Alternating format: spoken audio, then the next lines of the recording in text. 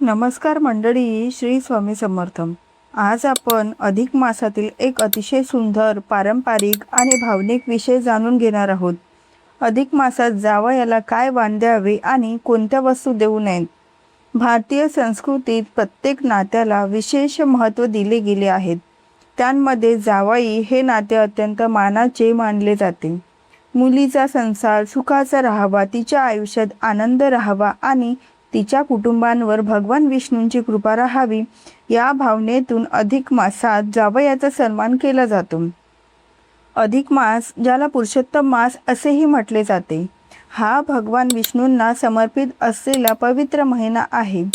धर्मशास्त्रानुसार या महिन्यात केलेले दान, जप, पूजा आणि सेवा अनेक पटींनी पुण्य देतात.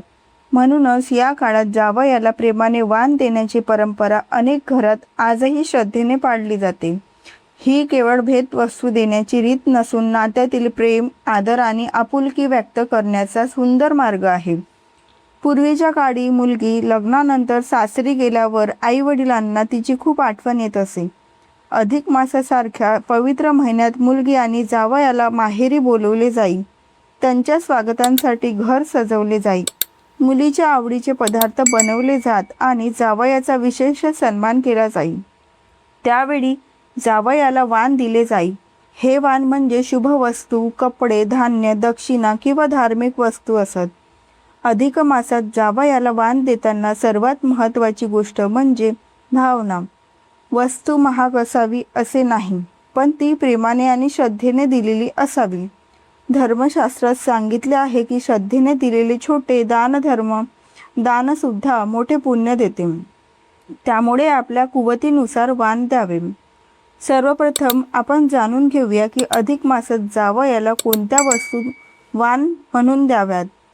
अधिक मासात नवीन कपडे देणे अत्यंत शुभ मानले जाते. नवीन वस्त्र हे मंगल कार्याचे प्रतीक मानले जाते.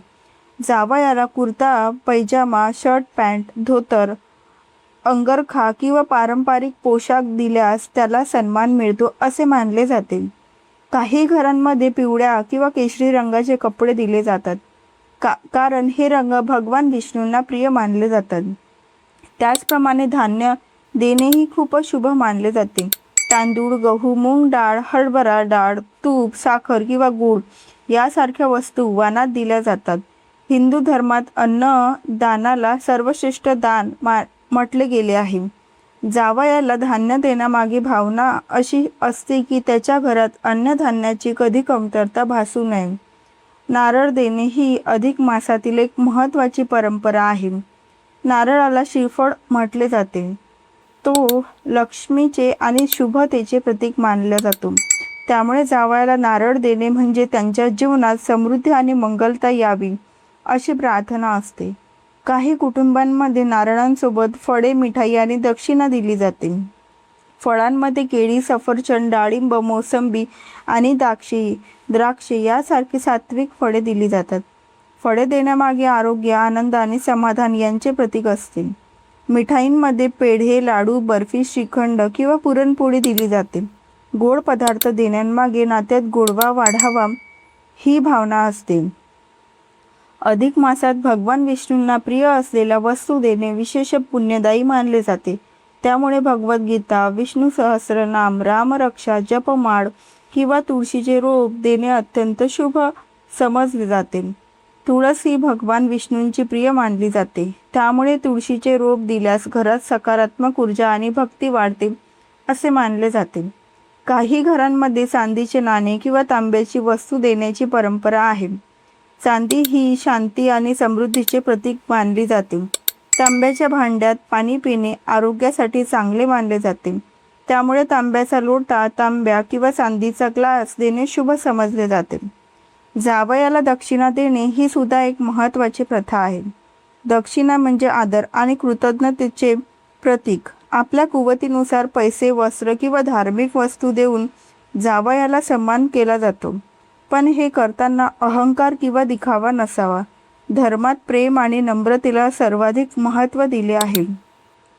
अनेक घरांमध्ये जावयांसाठी खास जेवण बनवले जाते.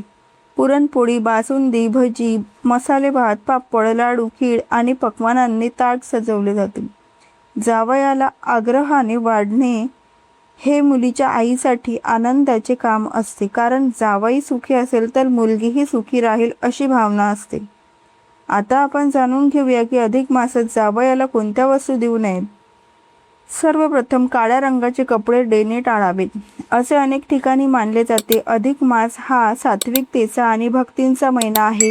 त्यामुळे पिवळा, पांढरा, केशरी किंवा हलक्या रंगांना शुभ मानले जाते. काळा रंग काही परंपरांमध्ये अशुभ किंवा नकारात्मकतेचे प्रतीक मानला जातो. त्याचप्रमाणे धारदार वस्तू जसे की सुरी, कात्री, चाकू किंवा शस्त्रांसारख्या वस्तू वाणात देऊ नयेत. जुन्या समजुतीनुसार अशा वस्तूंमुळे नात्यात कटुता किंवा दुरावा येऊ शकतो. त्यामुळे अशा वस्तू देणे टाळले जाते. रिकामे भांडे देणेही अशुभ मानले जाते. जर भांडे द्यायचे असेल तर त्यात तांदूळ, साखर, गहू किंवा काहीतरी भरून द्यावे. रिकामेपणा हा दारिद्र्याचे प्रतीक मानले जाते. त्यामुळे भरलेले भांडे समृद्धीचे प्रतीक मानले जाते.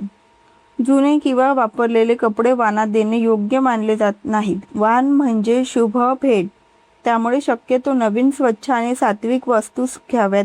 काही लोक फक्त दिखाव्यासाठी महाग वस्तू देतात, पण मनात प्रेम नसते. अशा दानाला फारसे महत्त्व नसते.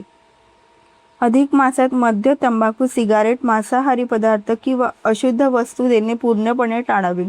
हा महिना संयम, भक्ती आणि सात्विकतेचा मानला जातो. त्यामुळे अशा गोष्टींमुळे धार्मिक वातावरण दूषित होते असे मानले जाते. काही ठिकाणी लोखंडी वस्तू देणेही टाळले जाते, कारण लोखंडाला जडत्व आणि कठोरतेचे प्रतीक मानले जाते. त्याऐवजी तांबे, पितळ किंवा चांदीच्या वस्तूंना शुभ मानले जाते. अधिक मासातील वाण देण्यामागील खरी भावना समजून घेणे खूप महत्त्वाचे आहे. आजच्या काळात अनेकदा या परंपरा दिखाव्याच्या बनल्या आहेत. कोण मोठी भेट देतो, कोण जास्त खर्च करतो याची स्पर्धा सुरू होते. पण आपल्या संस्कृतीत भावना महत्त्वाची आहे, पैसे नाही. गरीब व्यक्तीने श्रद्धेने दिलेला एक नारळ आणि थोडे तांदूळ हेही भगवान स्वीकारतात असे धर्मशास्त्र सांगते. जावयाला वाण देताना त्यांचे औक्षवान केले जाते. कपाळांवर कुंकू, हळद लावली जाते, आरती केली जाते आणि भगवान विष्णूंचे स्मरण करून त्याला आशीर्वाद दिले जातात. काही घरात जावई आणि मुलीला एकत्र बसून पूजा केली जाते. त्यामागे त्यांचा संसार सुखाचा आणि आनंदी राहावा ही प्रार्थना असते. या परंपरेतून नात्यांमधील प्रेम वाढते. मुलगी माहेरी आली की घर आनंदाने भरून जाते. आई वडील तिचे सुख पाहून समाधानी होतात. जावयाचा आदर केल्याने दोन्ही कुटुंबांमध्ये जवळीक वाढते. अधिक मास आपल्याला दान, सेवा आणि नम्रतेची शिकवण देतो. त्यामुळे या महिन्यात जावयाला वाण देताना अहंकार न ठेवता प्रेमाने आणि श्रद्धेने द्यावेत.